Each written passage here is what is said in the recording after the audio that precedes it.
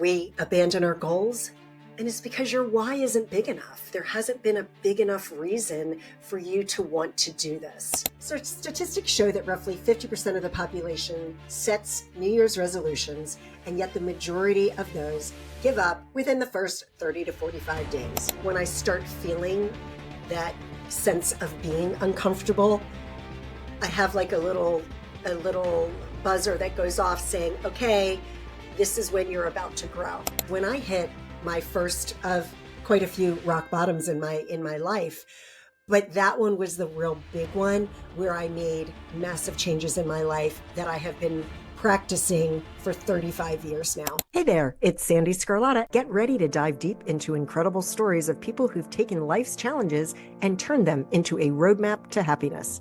On this show, we're not just talking about overcoming obstacles. We're uncovering the real, gritty secrets to living a life filled with peace, joy, and genuine happiness. This is Happiness Solved. So let's get started, because happiness is a choice, and the choice is yours. Hello, everyone. Wow, can you believe how fast this year is flying by? I certainly can't. So how many times have you gotten excited to make New Year's resolutions only to abandon them? But I'm here to tell you, it's okay. You're not alone. So statistics show that roughly 50% of the population sets New Year's resolutions, and yet the majority of those give up within the first 30 to 45 days. As a matter of fact, in a February 2020 Forbes article by Mark Murphy, he stated that 80% of people who make New Year's resolutions will abandon them during the month of February. So I'm hoping that you're listening to this or watching this video and you are thinking about that, right? Because it's okay. We all do it. I've been there 1,000 times, if not 1,001 times. So I'm generally one of these folks that I don't really like making New Year's resolutions for that reason. There are things that I may say, okay, starting February 1st or January 1st, whatever, I'll do this. But generally I don't, because if there's something that I want to accomplish, I'm just going to go for it. And I just find that I'm happier that way, right? This is happiness solved. So you got to do what works for you, because some people need those deadlines. Some people only want to really focus on making those changes at the beginning of the year. And that's perfectly fine, right? There's no right or wrong way to tackle this. We're talking about accomplishing goals, setting new sights for yourself. There's no right or wrong way to do it. But for those of you who have made New Year's resolutions, I'm here to cheer you on and say you can still do this and not be part of a statistics of people who abandon their New Year's resolution. So let's take a look at why people abandon their goals, because I always find it's important for me personally anyway. I find it important to understand, well, why do we do this? Because when we understand why we behave a certain way, it's a lot easier to make those changes, because then you're aware, right? Because awareness is the most important part of making changes in your life. And backstory for me, in January of 1990 was when I hit my first of quite a few rock bottoms in my life. But that one was the real big one where I made massive changes in my life that I have been practicing for 35 years now. And it is a practice. Everything that I talk about on this show, every expert that I talk to on this show, everything that we're talking about, you need to make it a practice in order to achieve that consistency. And I just finished an interview with a lovely expert, Kim Ragney, and I probably just said her name wrong. So Kim, if you're listening to this, my apologies. But we just had a really great conversation about the discipline and consistency. And that's really what it comes down to when you're talking about making these lasting changes in your life and sticking with something. So why do people abandon their goals? Well, you miss a day and you just say, F it, and you don't go back. But remember, if you miss that one day and you don't pick it up the next day, it's okay. But in order to get back on track, you just have to get back on the horse, right? The other reason why people abandon their goals is because they don't have a plan to stay on track, right? Third reason, it's uncomfortable. As you hear me say all the time, in order to grow, you have to be comfortable being uncomfortable. And making massive changes in our life can be uncomfortable.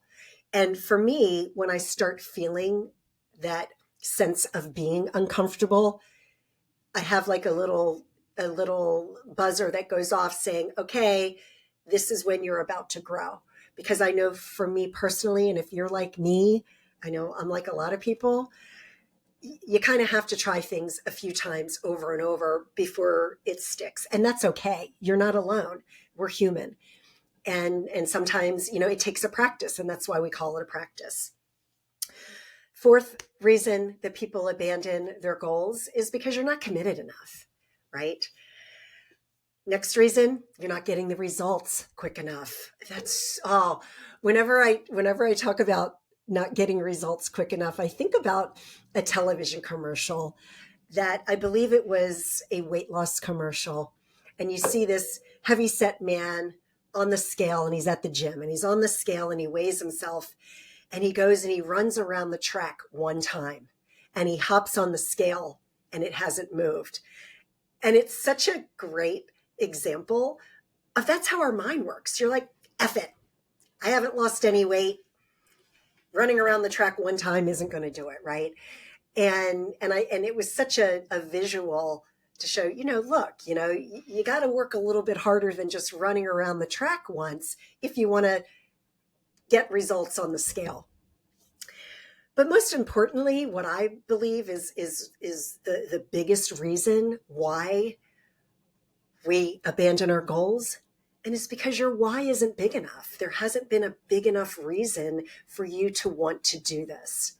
So discipline and consistency. Those are two of my big words for 2025 that for me, I know that if I want to stay on track with what it is that I want to accomplish, those are the two things that I need. I need to have discipline and I need to have consistency, because discipline is going to get me to take action. And if you're not taking action,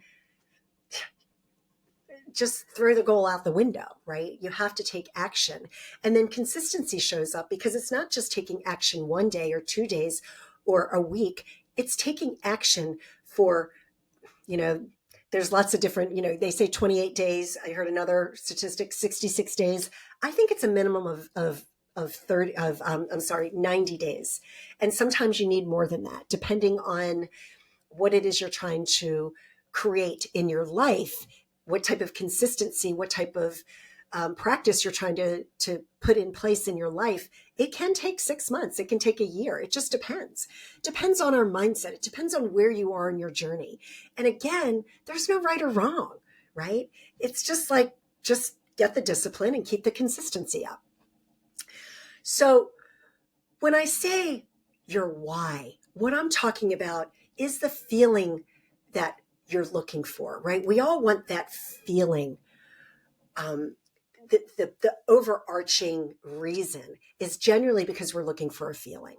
We're looking for the happiness. We're looking for the satisfaction, all of those types of emotions. What is it that you're really looking for? Because oftentimes we set goals and we want to achieve things. And many times we're going after things that we think we want and then realize that we really didn't want them bad enough, right? And so sometimes we're searching in the wrong places. So here's a good example. So I set an income goal for myself a few years ago.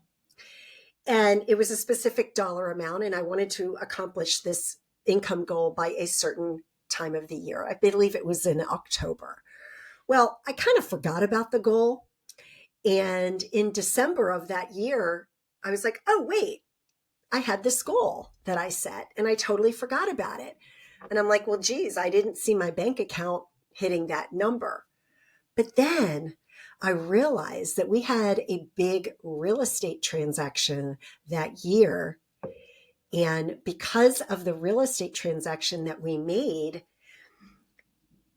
in fact, I did, and I actually exceeded that financial goal. It's just I was looking and I thought I wanted it in my bank account, but it was just on paper. While my bank account did not increase in the way that I had set it out to increase. The goal was to have my bank account be the specific number. But on paper, because I owned this real estate property, I had in fact increased my net worth by the amount that I had stated. Now, here's the thing. Here's what I'm talking about. What I thought was that I needed that amount in my bank account for that feeling I wanted. That feeling that I wanted was security, was safety. But what I didn't realize was I already had accomplished that by having a property that I owned outright. I suddenly had that feeling of safety and security because I had owned a property outright. That's what I'm talking about. So while I thought that that number was really important and in the bank account, but it didn't show up that way. Is this making sense? Are you guys hearing me? Like it showed up in a different way than what I had intended. And maybe that's just because I need to hone in my manifestation skills or whatnot. I didn't say specifically I wanted that amount in my bank account, but that's what I was thinking. But I just was putting out that I wanted this specific number, and my net worth did increase by that amount. It just didn't show up in the way that I had thought it would show up or had expected it show up. Because you see, sometimes when we're setting these goals for ourselves, we have expectations and we're expecting them to show up in a specific way. But what the universe is hearing is something totally different, right? Because it is all coming from our emotions, from our feelings. I hope I did a good enough job explaining that to you. If you're unsure about what I'm talking about and you would like me to explain that a little bit further, I'm happy to do that. Just shoot me an email or reach out to me on social media. My email is Sandee@sandeesgarlata.com. And I'm happy to dive into that a little bit deeper, and maybe down the road I'll do another follow-up and dive into manifestation and frequency and consciousness. And I will do that at some point. But today we're talking about goals. And what I want to do now is just give you 5 different ways that will help you create habits that will stick. Okay, so the first number one tip that I can provide you with today is create a detailed SMART plan. That those of you may have heard of this if you went to college or maybe in high school, you may have seen it at work, people talk about it. A SMART plan. A SMART plan is specific, measurable, achievable, relevant, and time bound. I've been using this tool for decades now. It's really, really perfect, especially if it's kind of a big goal. But even if you have like a fitness goal, let's just say, for example, you want to run a marathon, because I did run a marathon back in 2006. Had planned on running a second one and then realized, what am I, crazy? It took me almost 5 hours to finish that one. Why would I possibly want to run for 5 hours? And in the past couple of years, I've actually thought about it again. And then I remember how long it took me. And I'm like, no, thank you. Doing it once was certainly good enough for me. But running a marathon is a perfect example, because in that way, you do need to have a very smart plan to train for a marathon, because it's not something you can just pick up and do. So basically, you just want to have very specific, measurable, achievable, relevant, and time-bound goals. And that is called the SMART plan. You can Google it. There's pages and pages and pages of information on how to dive into that. Second is to get an accountability partner, right? You want to choose somebody that you can trust and someone that will support you. And you want to make a commitment to check in with them every single day. This is so huge. And I know for me, when I ran the marathon, I had a partner and we ran together every single week. During the week, we didn't, we would do our own mileage, but every weekend we ran together, and then we actually ran the race together. And it was really, I don't know that I could have done it without her.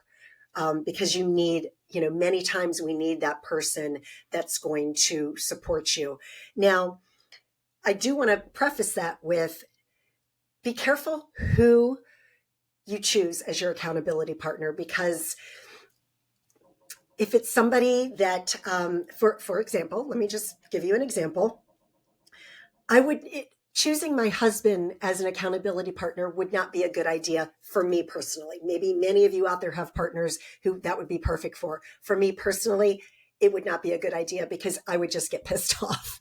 So I would need somebody like my best friend, Trish. She would be the perfect accountability partner because she's somebody who can support me in a way that is so loving and gentle that she would totally be somebody that could be my accountability partner that I respect and I love and I adore, and we challenge each other, and it's just amazing. So you just want to make sure you choose the right one.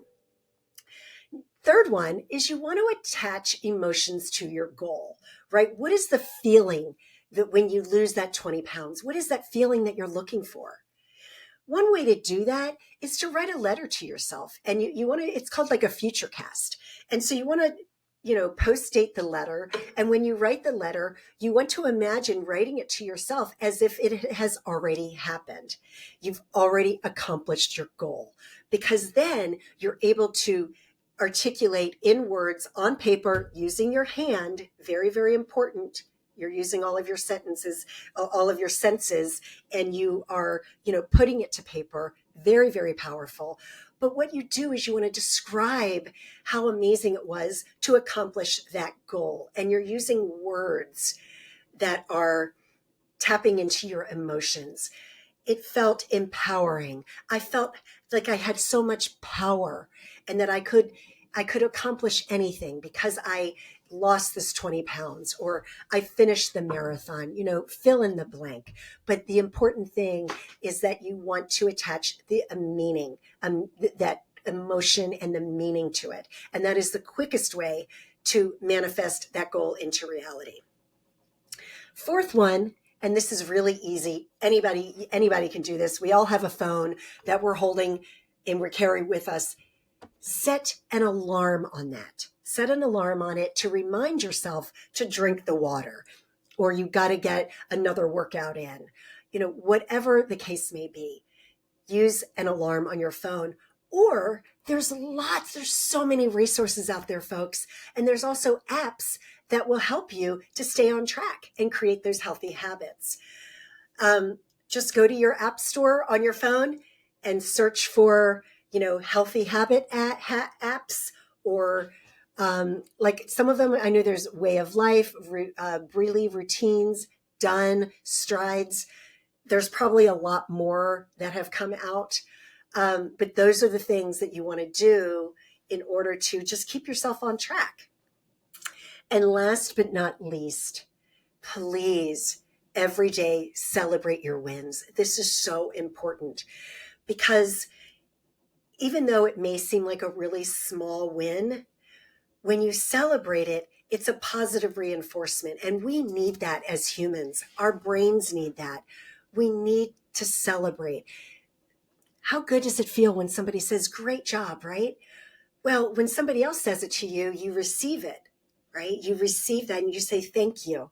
But how often do you give yourself a high five? Or do you celebrate your own wins, right? It's so important to celebrate those wins because we need that positive reinforcement, especially when it comes from us. It's a way to love yourself. It's a way to really boost yourself up. And it's an act of self-love, most importantly. Because I know for me, folks, the hardest relationship that I have in my life is the one I have with myself. It is the hardest relationship I have. It's very complicated. There's a lot of love-hate in there, right? I'm my own worst enemy. I'm the one that gets in my own way 99% of the time. When things don't go the way I want it to go, all I have to do is point the finger back at myself, right? There's no pointing the finger at anybody else, because when you point the finger at somebody else, there's 3 fingers pointing right back at you. I heard that 35 years ago, and it has stuck with me. It has stuck with me to this day. There's no pointing the finger at anybody else. If things aren't going the way you want them to go and you're not accomplishing what you want you to accomplish, you got to look at yourself, because we always have a part in it. So I just encourage you to celebrate your wins and then look at what was my part in it, right? Have some accountability. So important, especially when you're trying to accomplish goals, is to have that accountability and be honest with yourself. Because at the end of the day, we're all we have, really, right? I'm going to be my worst enemy, and I'm going to be my biggest supporter. And when you can just kind of own that, things just go so much easier. So, folks, I hope that this information was valuable to you. Would love to hear your feedback. Would love to hear from some of my listeners. My downloads are going off the charts. I'm getting so many downloads. It's just blowing my mind. But it's also, thank goodness, because I've been doing this a long time, right? We're now in the 5th year of Happiness Solved. I'm loving it. And just for another plug, coming in the next few weeks, you'll be hearing more and more about this. I'm launching a second show called Peak Performance Playbook, where I'm talking to athletes and leaders about peak performance. And I'm so excited about it. It's going to be streamed on E360 television. It'll be streamed on Roku, Apple, Amazon Fire, and Samsung. And it will also be released as a second podcast episode as well. So, folks, thank you so much for listening today. Again, my email is sandy@sandeesgarlata.com. Would love to hear from you. What more do you want to hear from this year in our 5th year? Are there any specific guests you would like me to interview? I basically have a waiting list of about 400 people. And I pick and choose based on the previous interviews I've had and ones, that I think that my audience would like to hear from. So let me know your feedback. Would love to hear from you. And thank you again for listening today. I hope that you and your family are happy and healthy, and that your lives are filled with peace, joy, and lots of love. Take care, everyone.